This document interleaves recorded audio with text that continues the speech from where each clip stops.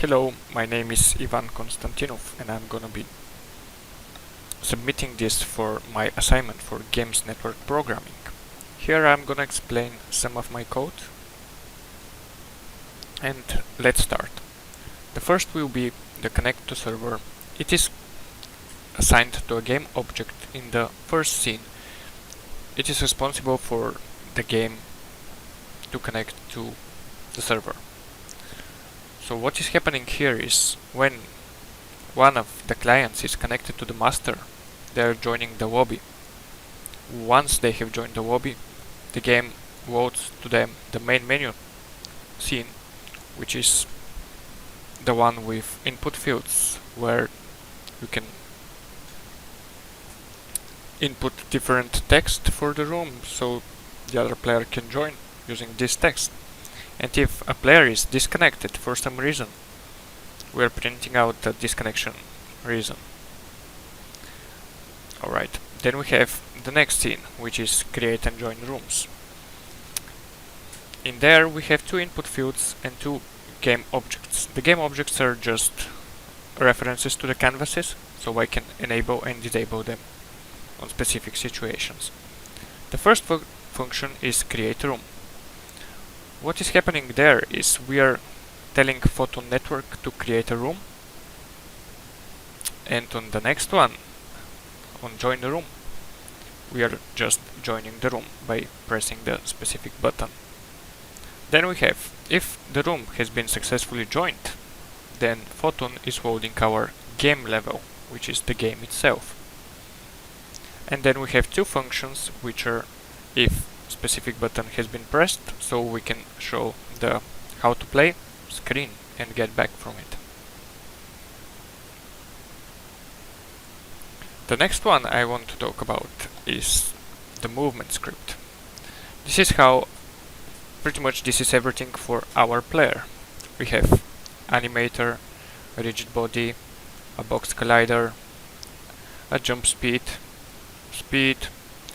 some code for the bow jump, two layer masks, a ground layer and wall layer to detect if the player is grounded or not, a photon view so we know that it is the same player that we want to get, a player camera so we can attach the camera to the player itself, a spawn players, which is a reference to our spawn players script, players health, and life text and health text. Alright, so in the wake functions we are getting the components. Then in our start function, when the game starts, we are increasing the number of players, and this is happening for every client. Then we are setting the game panel, which is the game user interface in the game itself, to active. Then we are setting the lives text to our spawn lives, which is responsible for the team lives, because in my game the players are sharing their lives. They have altogether 6 lives. Then we are checking if the view is mine, which means that if we're gonna update just for this client on which it is happening, then we are setting the player camera to active so it can follow him up. If it's not, we are disabling that camera so it doesn't happen that the two players have two different cameras. It's same for the text. Then we are setting the player game object tag to player so it can be detected by the enemies and by the game itself. Then we are resetting the position to the transfer position from the beginning. Then in our update function, which is called very frequently, we're updating the health text, the lives text, and if it is the correct client, then we are moving him. This is very important because if this code is not here, nobody can control. Well, pretty much what is going to happen is that one player can control both of the players and they're undistinguishable. So this is very important. Then this code here, it is for the health text to rotate, because this was a very big problem in the game. The health text was never rotating and it was the wrong side, but it is fixed now. Then we have, if for some reason our players lose all their lives, they're gonna be loaded to the end scene, which is a game over menu with an exit button.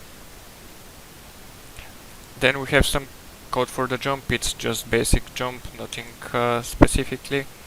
It's not something considering network. Then we have this one here. So what happens is, if a player is hit by a fireball, which means that the other player tried to hit them and they succeeded, then we are calling the RPC damage. And what is damage doing is over here. Just a second. So it is reducing the player's health minus 10. Alright, so the next one that we have is on collision enter. So if the player has collided with an enemy, then we are reducing the player's health by 50. So pretty much the player has 100 health and we are reducing it by 50 every time, which means that they have 2 chances to touch the enemy. And if the player health drop below 0, we are reducing the spawn lives, which is, as I said earlier, responsible for all the lives to the players. And then we are calling another 2 RPC methods, a fatal damage and respawn. Fatal damage is just making sure that the player has been killed, and respawn is just resetting the position of the player and giving them back their health. Here we have a set trigger, which is triggering an animation, which is when a player has been hurt when they touch an enemy. Then we have this one, collision with deadline. Alright, so deadline is pretty much everything under the platforms. So if the player decides to jump out of the platforms, they're gonna hit deadline and they're gonna take fatal damage, lose lives, and respawn. Pretty much us colliding with enemy 2 times. So the next one that we have is move, and it is exactly the same as always, nothing special considering networking in here.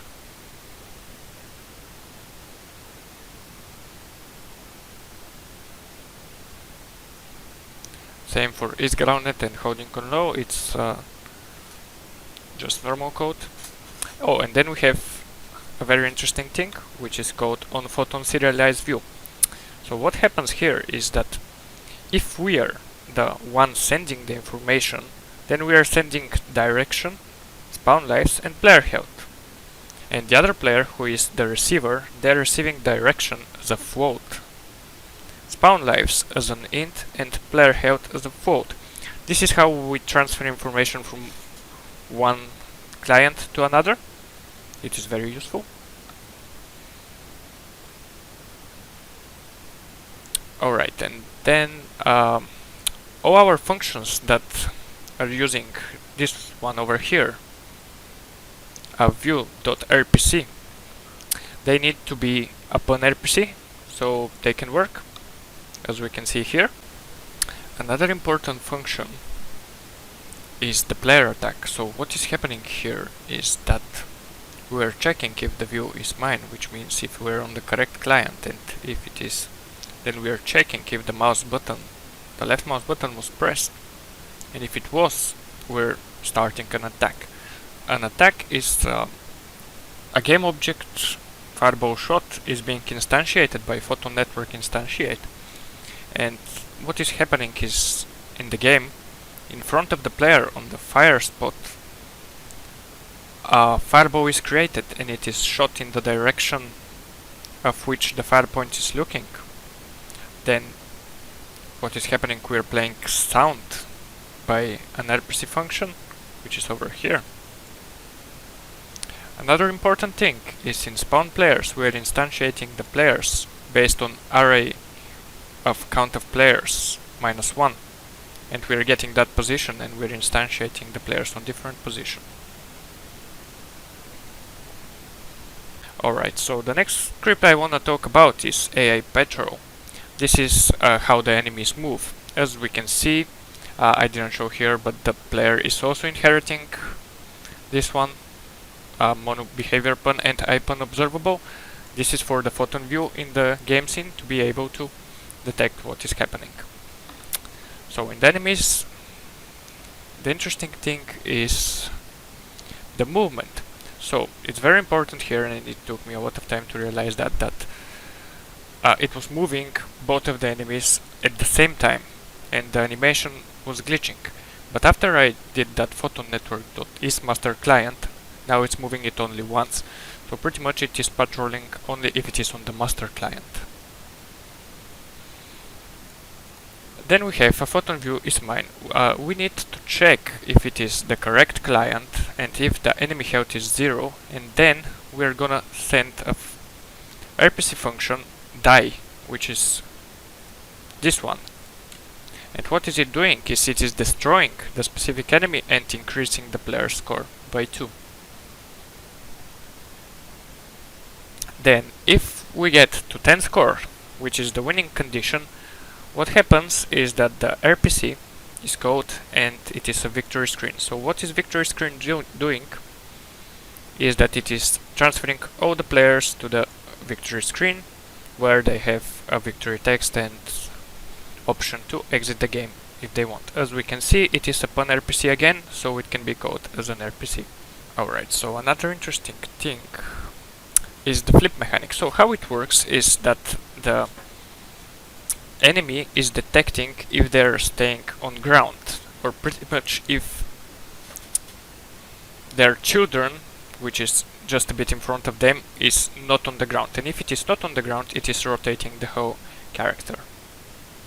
Here we have on photon serialized view as well, and we have if it is sending to the players, it is sending transform position of the specific enemy health, spawn score, enemy health, transform walkout scale, and the other player is receiving that as well.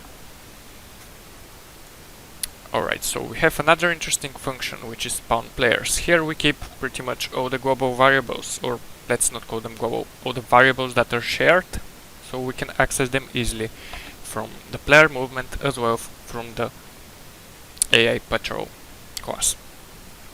So what happened here is that we set the send rate to 60 and serialization rate to 30.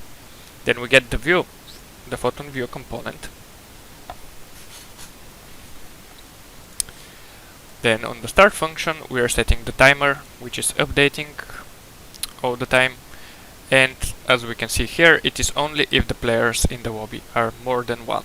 And as I showed earlier, this number of players has been increased once the player has joined the game. Here we are setting the timer value with minutes and timer value with seconds. And if the player has left the room, we are showing the timer, as well as setting the number of players back to 1, setting the time scale to 0, so the player cannot play the game anymore.